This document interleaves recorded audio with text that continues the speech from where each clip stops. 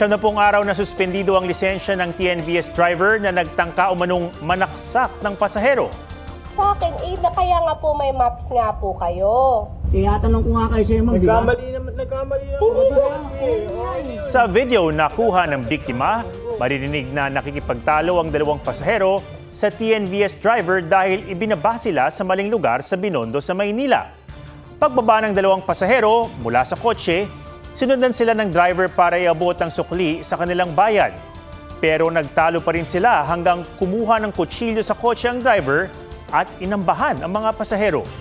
Umawat ang mga nakasaksi at umalis din ng TNVS driver. Pinagpapaliwanag ng Land Transportation Office ang InDrive hailing app kung saan nabook ang TNVS driver.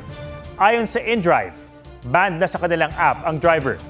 Sinubukan daw nila itong kontakin pero di na sumasagot. Batay sa investigasyon, ng suspect ay TNVS driver din ng iba pang ride-hailing app, kaya inalarma na rin ng mga ito na tanggalin sa kanilang sistema ang hinahanap na driver. Huwag magpahuli sa mga balitang dapat niyong malaman. Mag-subscribe na sa GMA Integrated News sa YouTube.